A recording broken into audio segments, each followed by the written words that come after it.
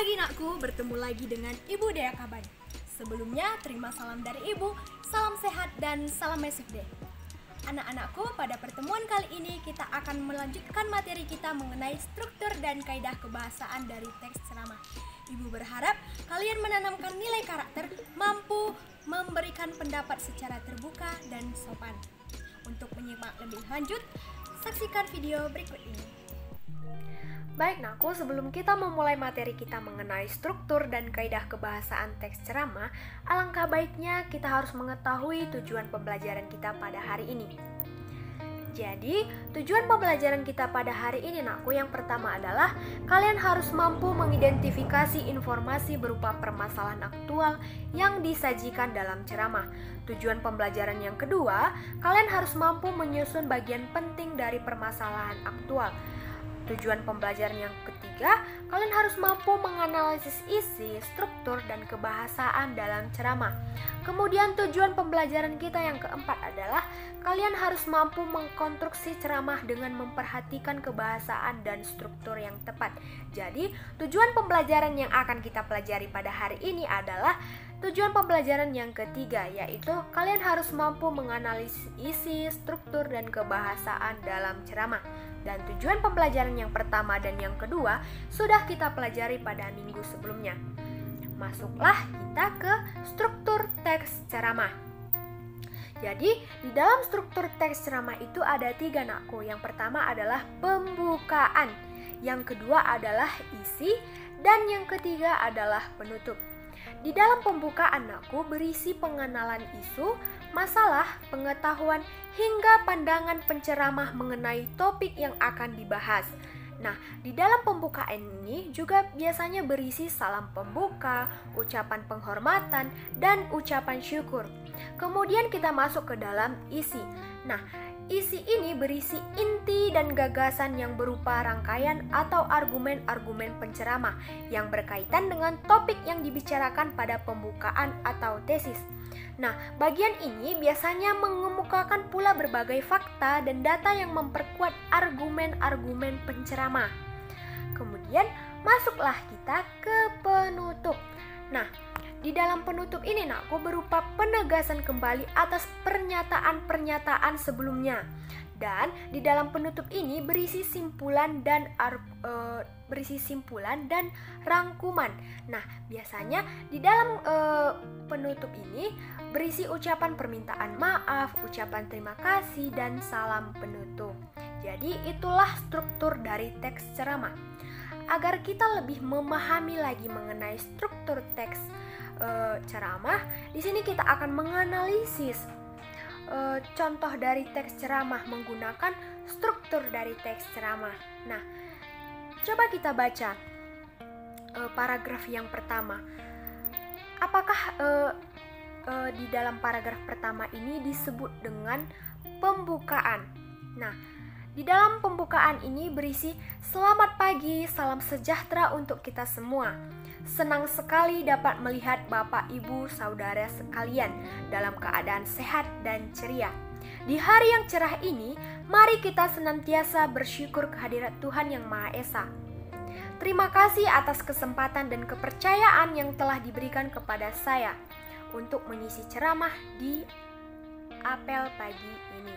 Itu merupakan contoh dari pembukaan. Kemudian contoh dari isi. Isi merupakan yang paragraf yang kedua nakku, yaitu pada kesempatan kali ini izinkan saya menyampaikan mengenai budaya tepat waktu. Ketika saya berkesempatan studi banding di Jepang, salah satu yang menjadi perbedaan paling menonjol antara budaya di Jepang dan di negara lain termasuk Indonesia adalah ketepatan waktu. Di sana semua orang menghargai ketepatan waktu.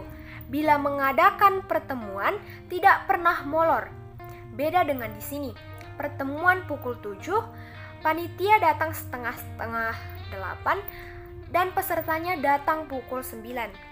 Saya rasa kebiasaan ini perlu diubah. Saya menyinggung Jepang hanya sebagai contoh saja, bukan maksud saya untuk menjelekkan atau merendahkan. kita ambil contoh yang baik dan menjadikannya sebagai refleksi atau kehidupan kita sehari-hari. Marilah kita sama-sama ubah kebiasaan jam karet. Saya yakin Bapak, Ibu, Saudara sekalian bisa melakukannya. Itu merupakan contoh dari isi nakku. Kemudian contoh dari penutup. Demikian yang dapat saya sampaikan. Mohon maaf bila ada salah kata atau tindakan saya yang kurang berkenan. Semoga kita semua senantiasa diberi kesehatan. Selamat pagi dan salam sejahtera. Jadi itu adalah contoh penutup. Jadi di dalam teks ini kita bisa dapatkan pembukaan yang merupakan paragraf pertama, kemudian isi di dalam paragraf yang kedua, dan yang ketiga adalah bagian penutup. Karena di dalam paragraf yang pertama kita bisa menemukan salam pembuka, ucapan syukur yang membuktikan bahwa ini adalah contoh dari pembukaan. Kemudian contoh dari isi yang bisa kita temukan inti dan gagasan dari teks tersebut yang mengenai budaya tepat waktu. Dan kita juga bisa menemukan penutup di dalam paragraf yang ketiga karena di sini berisi permohonan maaf dan ucapan salam penutup.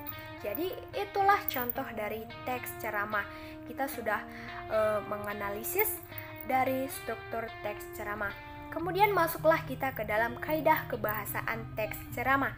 Nah, kaidah kebahasaan teks ceramah anakku, yang pertama adalah menggunakan kata sapaan. Contoh dari kata sapaan adalah selamat pagi, assalamualaikum, shalom. Itu merupakan contoh dari kata sapaan.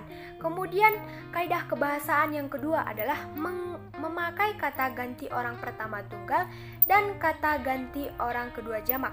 Contoh dari kata ganti orang pertama tunggal itu adalah aku, saya, kami. Itu merupakan contoh dari kata ganti orang pertama tunggal.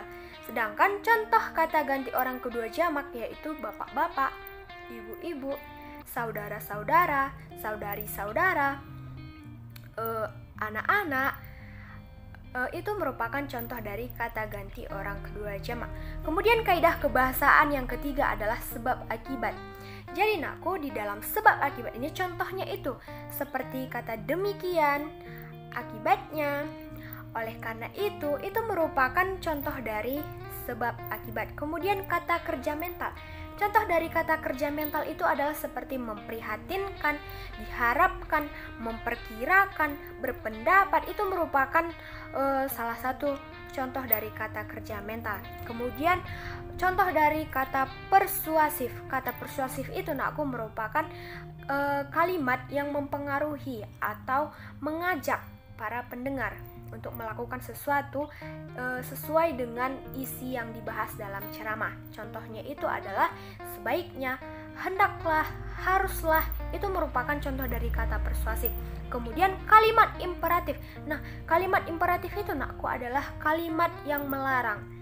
Contohnya seperti jangan, kata jangan. Jangan mencoba-coba untuk menggunakan narkoba.